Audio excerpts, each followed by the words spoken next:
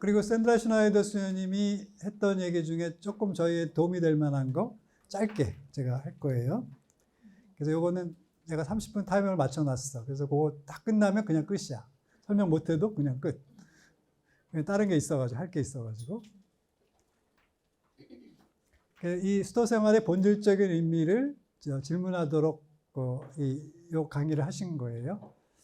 그래서 요거 이제 부활과 연결시켜서 설명하셨는데, 선생님들에게 새로운 관점이 됐으면 좋겠습니다. 자, 이분이 수도 생활의 본질적 의미를 이렇게 설명하셨는데, 수도자는 단순히 교회기관의 무급 내지는 저임금 봉사자가 아니다. 아니, 자존감을 좀 가지라. 이런 뜻. 그 다음에 수도 생활의 신학적 의미를 이제 탐구해 볼 필요가 있다. 그 다음에 숫자.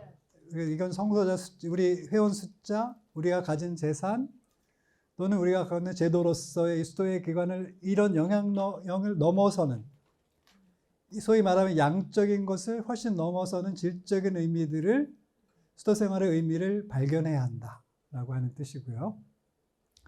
종말론적 긴장은 임의와 아님의 사이에 있다. 요거는 하느님 나라가 그렇죠. 이미 와 있고 또 장차 올 나라인 것이죠. 그러면 여기서 수도 생활은 하느님 나라이죠?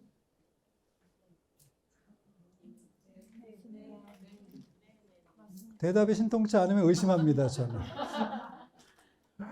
신학적 의미가 아니라 이미 와 있다. 그래서 이걸 신학적으로 선취했다 그러잖아요. 그러니까 미리 택해서 누리고 있다는 거예요. 누리고 있다. 그러면 지금 수도 생활에서 누리고 있는 게 뭐예요? 하느님 나라 이미 누리고 있는 거. 어떤 걸 누리고 계세요? 이것저것 다. 지금 하고 있는 거 다죠. 하고 있는 거 다인데, 그러면 그것이 지금 우리 인간 삶에서 여러 가치가 있지만,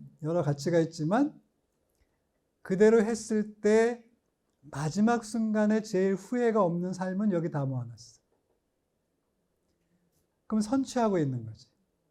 기도 생활부터 또 제일 이제 값진 거는 이제 하나님 나라와는 제일 많이 연결되는 게 공동체 생활이죠.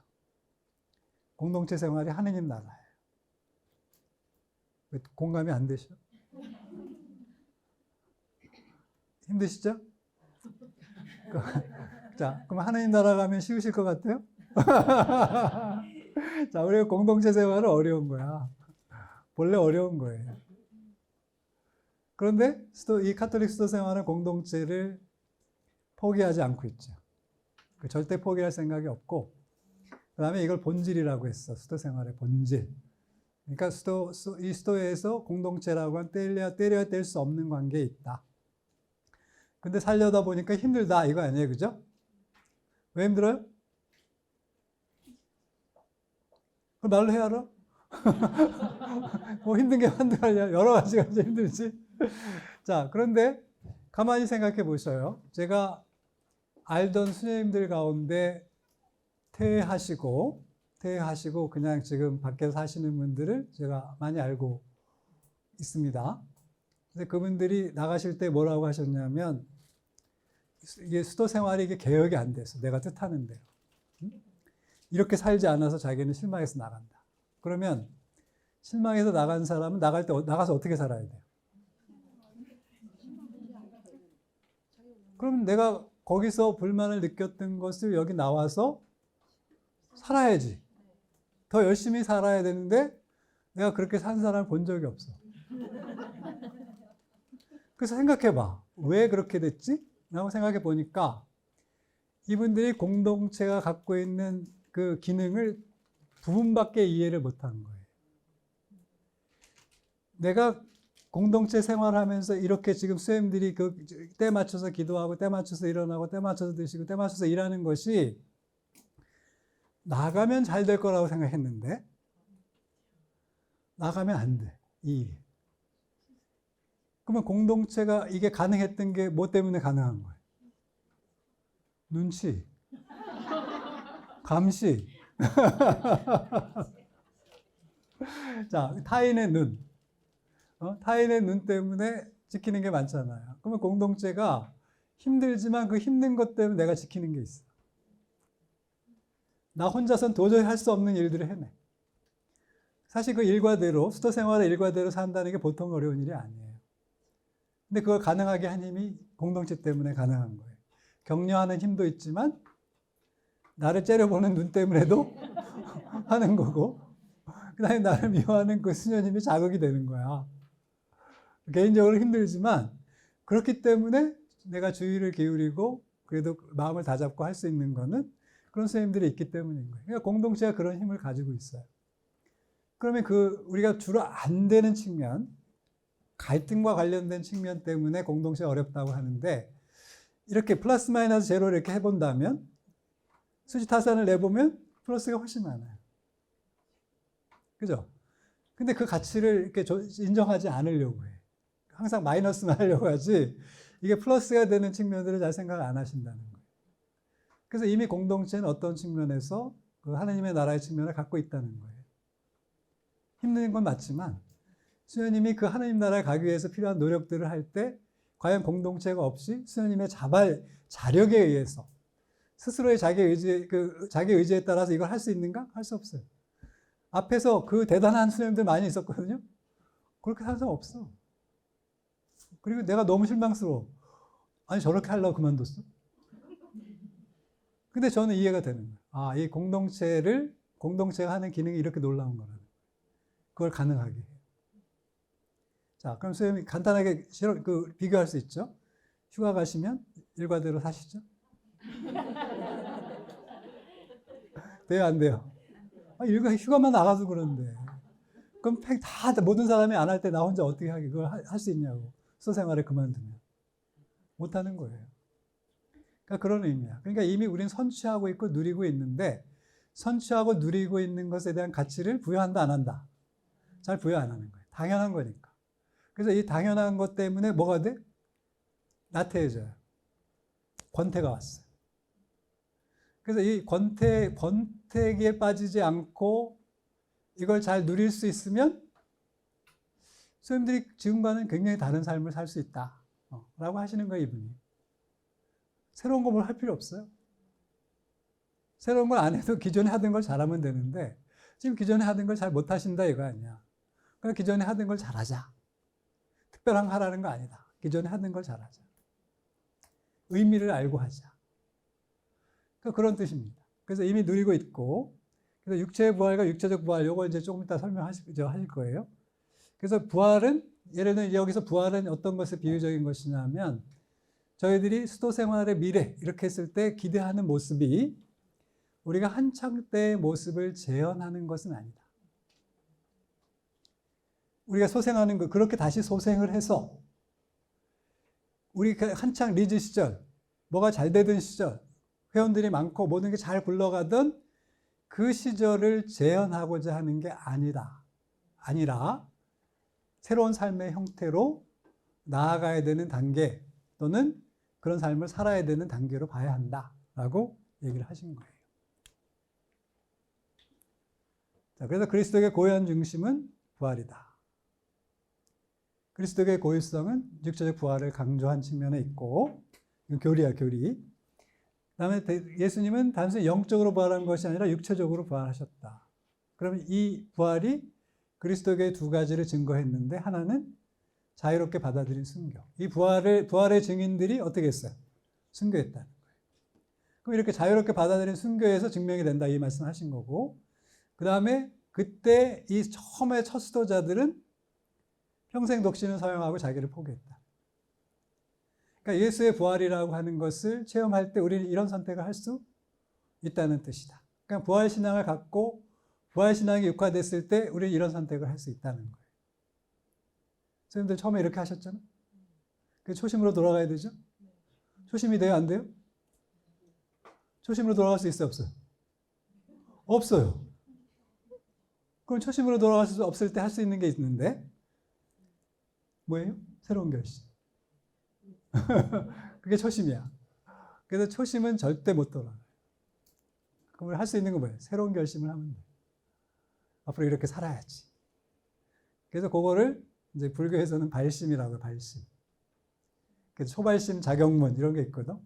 그러니까 처음에 발심을 했을 때, 이 수도 생활을 하겠다라고 결심했을 때의 그 마음으로 돌아가는 것. 그래서 끊임없이 자기를 경계해서 처음에 마음을 냈을 때의 그 상태로 돌아가 보자고 계속 경계하는 말이 초발심 자격문이에요. 그것처럼. 그런데 그게 안 되잖아요, 생각보다. 그러니까 매일 108밤에서 뭐예요? 발심하는 거예요. 새로운 바람을 이야기하고, 그래서 그것을 내가 이루겠다라고 하는 발심을 하는 거예요. 새로운 마음을 내는 거예요. 그러니까 우리는 그것만 가능합니다. 초심으로 못 돌아가요. 발심하면 초심입니다. 예? 알아들으셨어? 이거 되게 어려운 얘기인데? 자, 그래서 이 수도 생활의 본질적 의미를 이해하는 열쇠다. 즉, 부활을 증거하는 삶. 그 다음에 그렇게 받아들였을 때 이 두 가지를 할 수 있다는 거예요. 그러면 근원이 잘못되면 이게 안 된다는 얘기죠. 이게 된다면 근원이 돼야 된다는 얘기죠. 자, 수도 생활과 순교의 공통점. 영원한 삶을 증거한다. 자, 그럼 수행들이 살면서 보여주는 게 뭐예요? 인간이 영원하게 살려면 수행자처럼 지상에서 살아야 된다는 뜻이죠. 왜 웃으셨어요? 너무나 당연해서 코웃음이 나지요?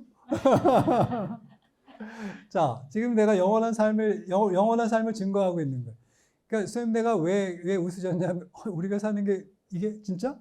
이렇게 생각하시는 건데 인생이 뭐 대단하다고 생각하시는 거예요, 수녀님은. 인생은 대단한 게 있어서 어떻게 이런 사소한 것이 그렇게 될 수 있느냐 이렇게 생각하시는 거거든? 근데 살아보니까 인생에 뭐가 있어요, 없어요?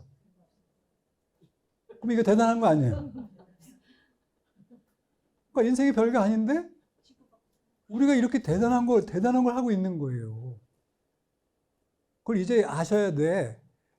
인생 별거 없어요. 근데 그 별거 없는 인생에서 우리가 이렇게 엄청나게 위대한 일을 하고 있는 거야. 생각해보니까 그렇죠? 이걸 시키면 하겠어요? 누가 시키면 하시겠냐고. 선생님 좋아요. 태도가 좋아. 그 리액션이 있어야 되는 거야. 학생들은 말이야. 의무가 리액션인데. 그래서 우리는 영원한 삶을 사는 사람들이 지상에서 어떻게 사는가를 증거하는 거다. 그러니까 우리의 모습을 보면 영원한 삶이 어떨 것이다라고 하는 것을 이렇게 아주 희미하지만 그 창을 넘어서 보이는 그 세상을 우리가 보여주는 것이다. 그러니까 우리가 이게 대단하지 않아 보이지만 대단한 거예요. 제가 볼 때 그래요. 대단해요. 저는 못하잖아요. 하고 싶었는데 안 됐어. 왜? 난 성소가 아니니까. 잘났다고 되는 게 아니야. 부르심이 있어야 돼. 그래서 선생님 부르심을 받아가지고 이 영원한 삶을 증거하고 있어. 멋지지 않습니까? 아니, 안 멋져요? 멋있어요. 난 부러운데 선생님들이 전혀 부러워하는 표정이 아니야. 너무 당연해서 그러신가?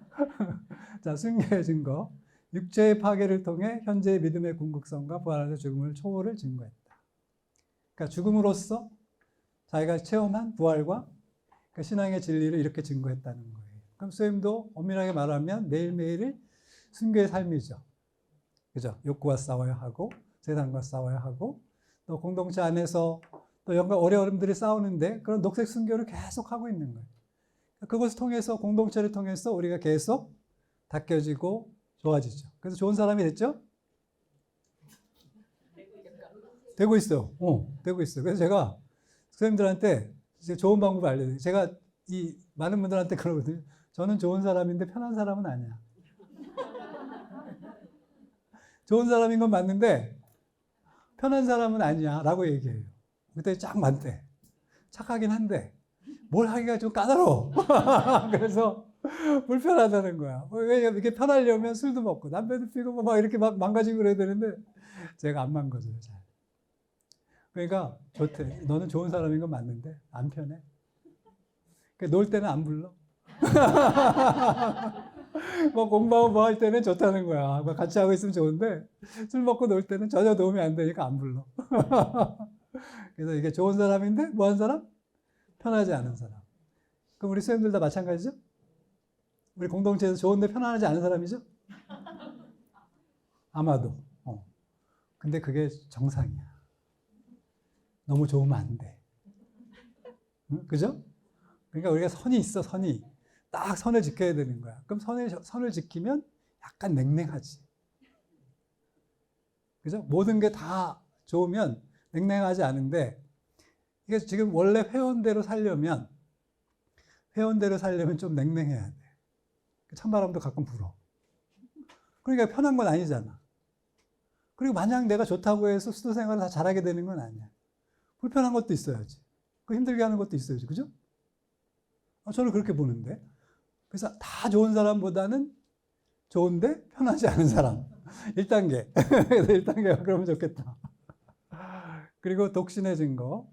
자, 자선을 포기하는 것. 이게 선생님들이 어떻게 느끼시는지 모르지만 이런 것들이 끊임없이 나의 어떤 것을 남겨야 한다라고 하는 이런 욕망을 포기하는 게 쉬운 일은 아니에요. 근데 그런 것들을 포기했다는 거예요. 그러면 왜 한국의 수도자들을 존경하느냐? 지금 말한 이 세 가지가 그걸 포기한 사람들이다라고 생각하기 때문이에요. 그러니까 그 자체로 사실 수행내가 증거하고 있는 게 있는 거예요. 딴 걸 뭘 안 해도 이 세 가지로 증거하고 있어. 근데 우리 뭔가 더 해야 된다고 생각하죠? 그럼 더 하셔요. 그럼 뭘 하지 않아도 증거하고 있어. 존재 자체로서 증거하는 거예요. 그죠? 그러니까 제가 교리를 가르치면 수행도보다 못 가르치겠어? 근데 세영세자, 그 예비자 교리반이 와가지고, 수행님 교리반 올래? 저 박문수 박사님 교리 갈래? 누구한테 가? 수행한테 가지. 왜 가? 조금. 저 세 가지 때문에 가는 거예요. 제가 지적으로 수행도 딸리지 않아요. 나는 태어나서 여태까지 공부만 한 사람이야. 내가 여태까지 본책이 이런 걸 따지면 내가 수행보다 뒤지지 않아요. 근데 왜 나한테 안 와? 저건 입만 살아있을 것 같거든. 그래서 이 세 가지를 증거하는 거예요. 그러니까 우리가 보이지 않지만 이런 방식으로 증거하는 게 수도 생활이다. 그러니까 이 수녀님 얘기예요. 그래서 부활의 증거다. 그래서 두 형태 모두 예수 안에서 모든 것이 이미 완성되었음을 증거하며 역사가 원칙적으로 끝났다. 그러니까 이 안에서 완성됐다. 그러면 이게 무슨 의미예요? 내가 그리스도의 신앙을 받아들이고 예수의 부활 신앙을 받아들이면 인생에서 더 이상 필요한 것이 없다. 모든 것을 내가 다 알게 됐다라고 하는 것이고 가장 중심인 것을 내가 꿰고 있는 사람이다. 더 필요해요? 제가 얘기했잖아. 제가 공부로 따지면 수행자에 절대 질 사람이 아닌데 이거에서 밀리는 거죠? 그래서 박사 위에 누가 있어요? 도사가 있는데 수녀들은 도사급인 거야. 바로 이거예요, 이거. 그래서 이런 의미가 본래 있었는데 이거를 그냥 의뢰하는 얘기로 알아듣는다 이거예요. 양성 때 하는 이야기고 교육할 때마다 그냥 의뢰하는 얘기라고 생각하는데 이것을 비교의 관점에서 보자. 그리고 모든 신원을 다 펼쳐놓고 그 다음에 신자가 아닌 사람들까지 다 펼쳐놨을 때 우리의 삶이 어떤 면에서 고유하고 두드러지고 그 다음에 이렇게 특별한가 라고 하는 것을 이렇게 비교해 보면 이미 우리는 많은 것을 선취하고 있다. 누리고 있고 증거하고 있다는 거예요. 이수녀님 말씀. 동의가 되셔? 자, 그래서 우리는 예수 안에서 이 모든 것이 완성됐고 순교와 독신이 이 의미의 증거다. 그리고 하느님 나라가 이미 여기에 와 있다. 아직 아니면 그럼에도 불구하고 우리는 아직도 갈등하고 고민하고 그 하는 삶을 살고 있고 또 가난한 이들을 위해서 투신하고 있고 또 병든 자들의 치유와 고통을 완화시키기 위해서 계속 우리가 뭔가를 하고 있다. 누리면서도 동시에 이런 일들을 하고 있는 게 아직 아님의 현실이라는 거예요. 그래서 수도 생활은 이미 아직 아님의 역설적 긴장 속에 존재한다. 자녀가 없으므로 미래가 여기 이미 있음을 증거하면서도 동시에 이 세상에서 하느님의 나라의 미래를 가져오기에 모든 에너지를 쏟아볼 필요성이 있다. 그러니까 이것 때문에 앞에 것 때문에 투신을 안 해야 된다는 게 아니라 이 아직 아님의 관계, 아직 아님의 영역에 있기 때문에 최선을 다해야 된다라고 하는 거예요. 그러니까 이게 수도자가 어느 단계에 최선을 다하지 않아야 되는 단계가 있는 건 아니에요. 끝까지 가는 거예요. 이런 건 장렬전사라고 해요. 끝까지 가서 전사, 마지막에 장렬하게 마무리하는 거예요. 그게 어떤 거예요? 선정이죠, 말 그대로. 그러니까 선정이라는 말 요즘 함부로 쓰는 거잖아요, 그죠? 아무한테나 선정이래. 원래 선정이라는 게 어때요? 어떤 말이에요? 아름다운 마무리라는 거 아니에요? 그럼 아름다운 마무리, 그런 삶을 산 사람들한테 붙여주는 존칭인 거예요. 물론 이제 일반적으로 쓰고 있지만, 근데 그렇게 생각하면 목표라고, 목표. 우리의 삶의 목표라고. 어떻게 하면 정말 아름다운 마무리를 할 수 있을까? 또 수도자는 수도자답게, 또 평신도는 평신도답게, 사제는 사제답게. 그래서 그렇게 마지막에 잘 마무리되는 게 선정이란 말이에요. 계획을 다 갖고 계시죠? 그래서 깨끗하게 가시는 거. 아니, 왜 건강하게 살아야 되느냐 그래요. 깨끗하게 가기 위해서 건강한 거예요. 유난 떠는 게 아니고. 그래서 건강염려증과 건강관리를 잘하는 건 별개예요. 건강염려증은 과도한 거지. 그리고 나중에 나이가 들면 아픈 건 정상이잖아. 기계를 오래 쓰면 고장이 나잖아. 근데 그때도 안 아파요? 적당히 아픈 거예요. 그리고 적당히 그 고통을 안고 사는 거야.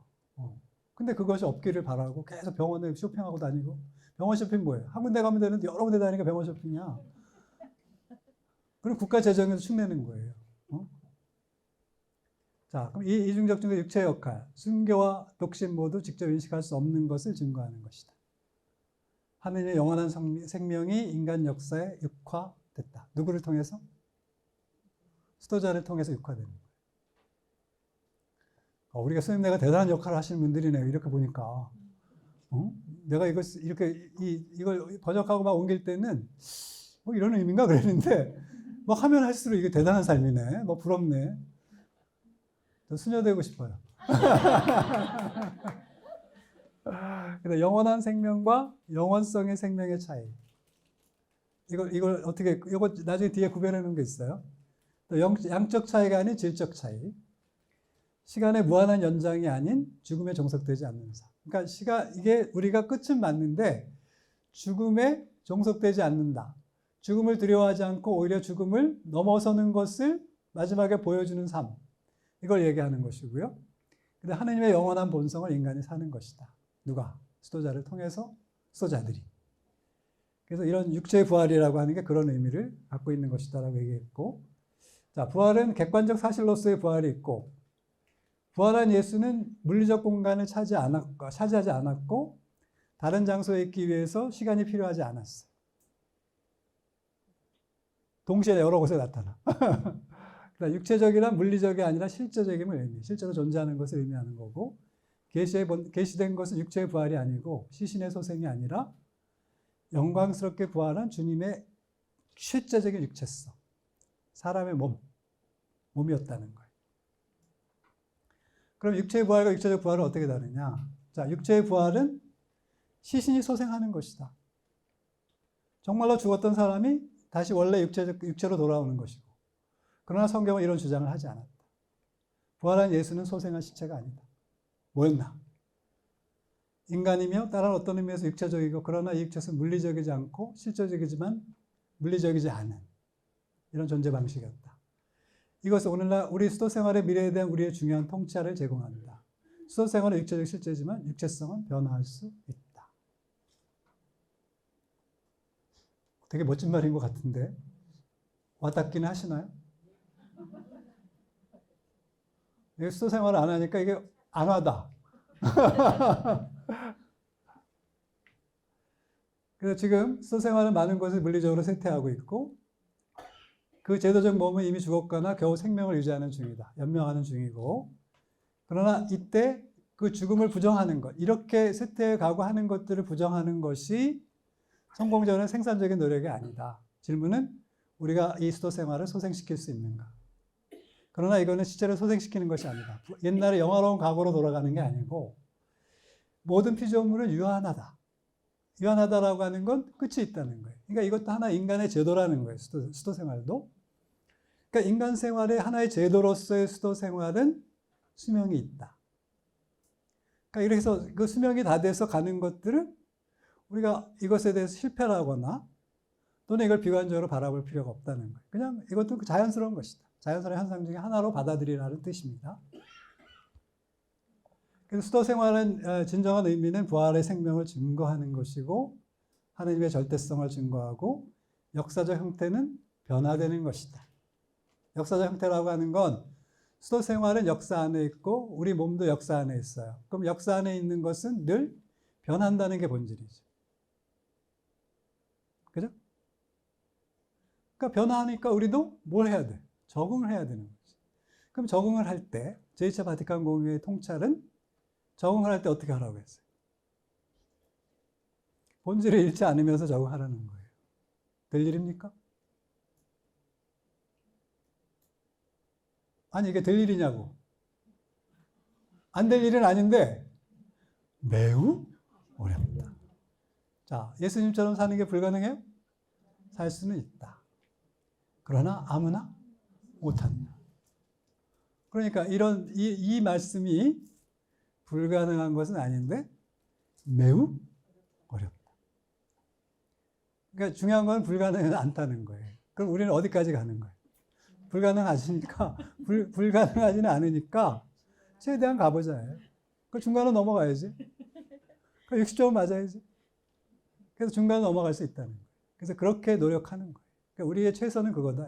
그래서 이거를 다시 소생시키고 또 영화로웠던 과거를 다시 재현하고 이런 게 목표가 아니라는 거예요. 어떤 것은 기능을 다했거나 또는 그 역할을 다했으면 멈춰지는 건 당연한 것이다. 근데 그게 끝이 아니고 새로운 시작일 수 있으니까. 그럼 우리는 새로운 시작을 할 때 어떤 가능성이 우리한테 열리고 있는가를 보라는 거예요. 그걸 찾아서 투신하라는 거예요. 이건 쇠퇴해도 가능한 거고 고령화가 돼도 가능한 일이라고 예수님 얘기를 하시는 거예요. 그래서 육체적이지만 물리적일 필요는 없다. 수도 생활의 본질은 하나님에 대한 절대적 추구. 그다음에 다른 어떤 삶의 계획도 배제하는 전적인 삶이 아까 했던 것이죠. 그래서 이 본질은 변하지 않지만 그 표현 방식은 시대와 상황에 따라 변할 수 있다. 그래서 지금 새로운 시대를 만났기 때문에 그리고 새로운 시대이기 때문에 선생님들이 지금 이걸 경험하는 거예요. 왜 성소자가 없지? 시대가 변했다. 시대가 변한다는 건 뭘 의미하는가? 생각도 변하고 삶의 방식도 변하고 또 이런 것을 이해하는 신앙의 내용을 이해하는 방식도 달라졌기 때문에 그 달라진 방식에서는 이게 변할 수 있다라고 하는 것을 인정하고 그러면 이 변화된 상황에서 내가 어떻게 적응할까?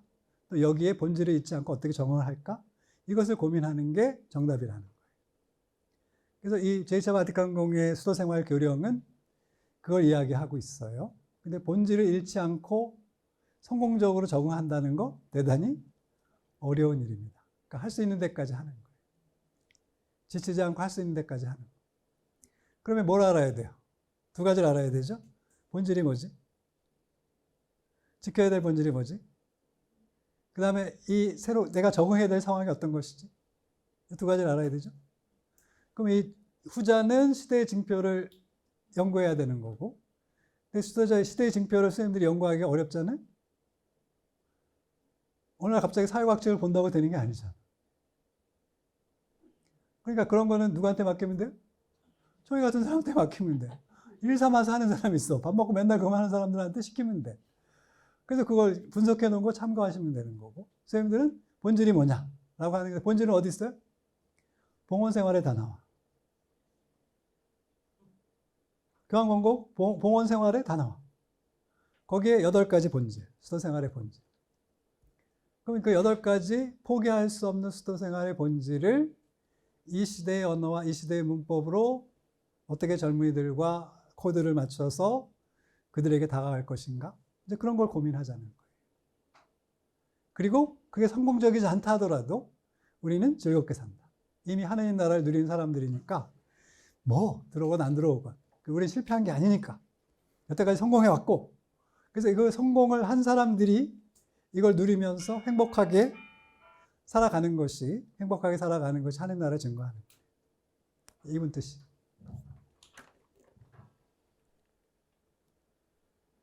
자, 그래서 수도 생활의 변화하는 육체성이라고 하는 거는 여기 시대 정을 이렇게 표현하신 거예요. 3세기에는 고독 속에서 사는 사막의 은수자들이 이제 그랬던 것이고, 그 다음에 아우구스티누 규칙서에서부터 보는 것처럼 4세기부터는 이게 공동체 생활로 가죠. 그래서 공동체가 이제 생활의 중요한 본질이 돼요. 본질이라는 건 뭐예요? 뺄 수 없다는 거예요. 그러니까 공동체를 빼놓고 수도 생활을 이야기할 수 없다. 그래서 작년에 프란시스코 교황님이 뭐라고 하셨냐면 공동체는 일이다. 사도직이라고 하셨어요.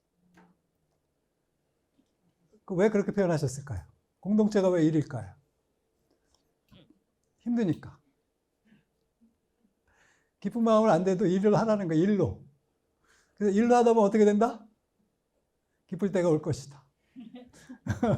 적응이 될 때가 올 것이고 그것이 힘들지 않을 때가 올 것이다. 그러나 일 삼아서 하다 보면 그 의미를 알게 되는 거죠. 그래서 공동체가 일이라고 하셨어요. 그러니까 힘들지 않다는 뜻이 아니에요. 힘들기 때문에 일인 거예요. 그러니까 힘들지만 그걸 계속 견디다 보면 어떻게 돼요? 공동체가 갖고 있는 아까 하느님 나라의 속성 이런 것들이 부활의 속성, 순교의 속성 이런 것들을 다 이해할 수 있게 된다는 거예요. 그래서 그것이 내가 깊이 깨달아질 때 내가 좋은 사람 그리고 편한 사람이 되는 거예요. 저는 편하게 긁는 것 같은데 그래서 선생님들은 계속 이걸 견뎌내면 좋은 사람에서 이제 편한 사람까지 되는 거죠. 동양에서는 이렇게 인격자가 되는 거예요. 둥글둥글하게 이렇게 딱 닦여져서 원만한 사람이 되는 거죠. 모든 사람한테 편한 사람. 저는 모든 사람한테 안 편해요. 그리고 편하고 싶지 않아. 자, 그 다음에 프란시스코가 11세기, 12세기에 이렇게 방랑하면서 복음을 전했잖아요. 카르멜의 은둔, 그다음에 현대 형태는 이제 새로운 육체성.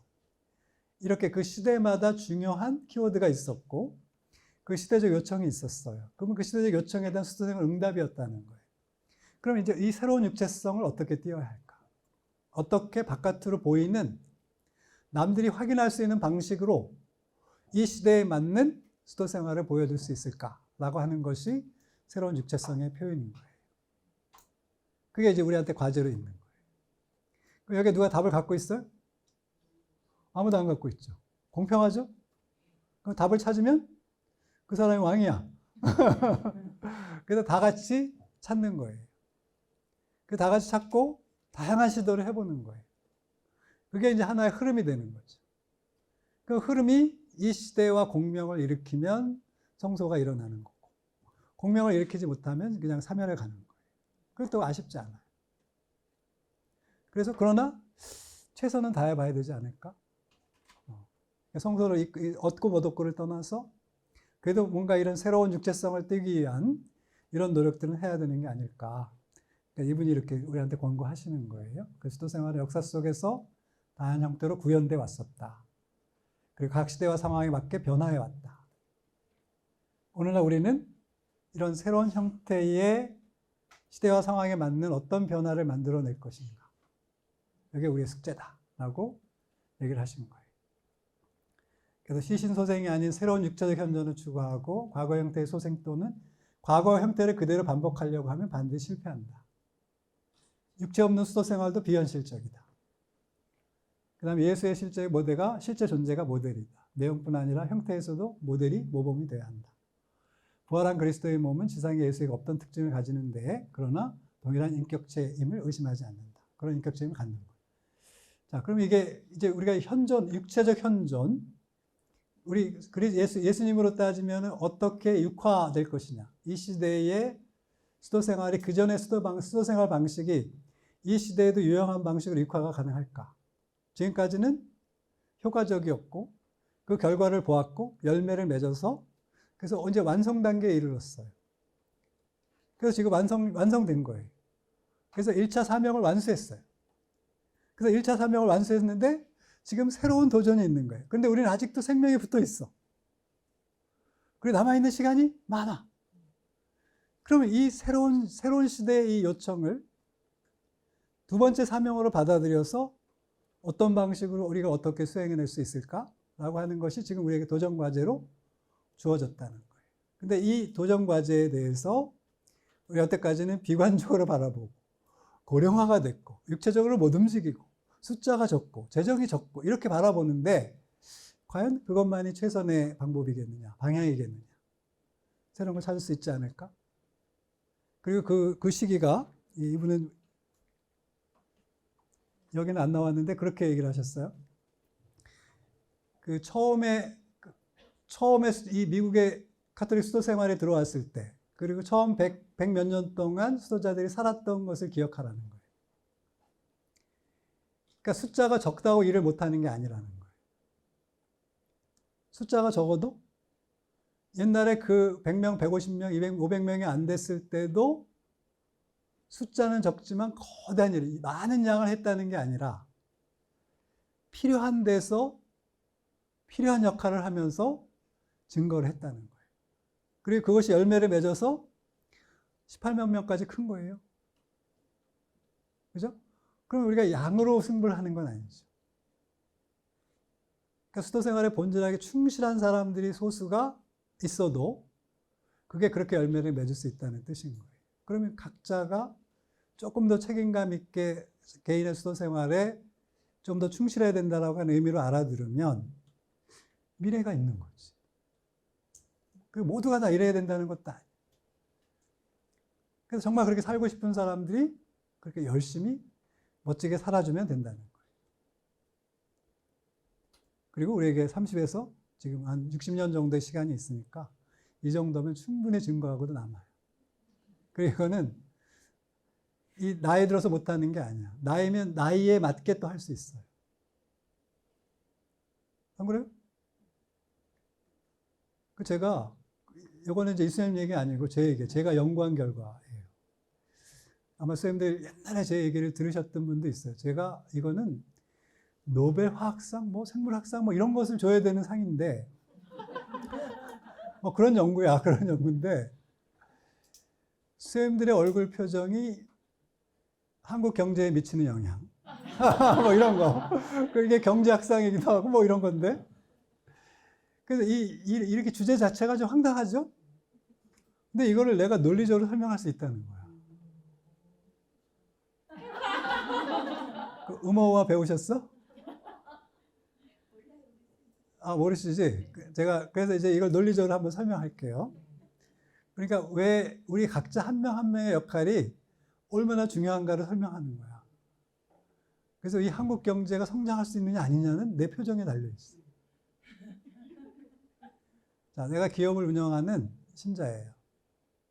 그래서 이제 본당에서 어느 수녀를 만났는데 아침에 뭐가 분위기가 안 좋아. 그래서 표정이 너무 어두워. 이제 화가 나신 것 같아. 그래서 이분이 중요한 의사결정을 해야 되는데 그날 회사에서. 그래서 그 안 좋은 표정이 그 영향이 계속한 거야. 그래서 의사결정이 잘못돼서 회사가 엎어졌어. 영향이 있어 없어?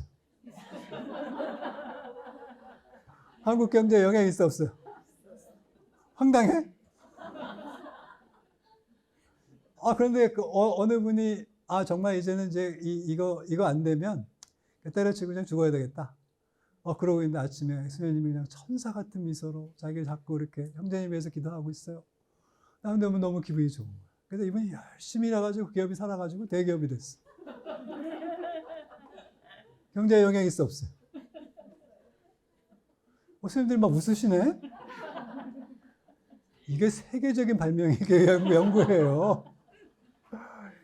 그러니까 마치 집단적으로 뭘 해야 된다고 생각하는데 농담이기도 하지만 사실이기도 해요. 여러분들이 신자들한테 미치는 영향이 얼마나 큽니까? 내 미소 하나가, 그리고 나의 따뜻한 말 한마디가, 그리고 이렇게 잘 닦여진 그런 다듬어진 그 모습이 그 신자들에게 주는 영향이 국가 경제도 영향을 주고 전쟁이 일어날 수도 있고 안 일어날 수도 있고 이게 다 결정이 되는 거예요. 그 세계 평화도 내 손에 달려 있고 국가 경제도 선생님들 손에 달려 있죠.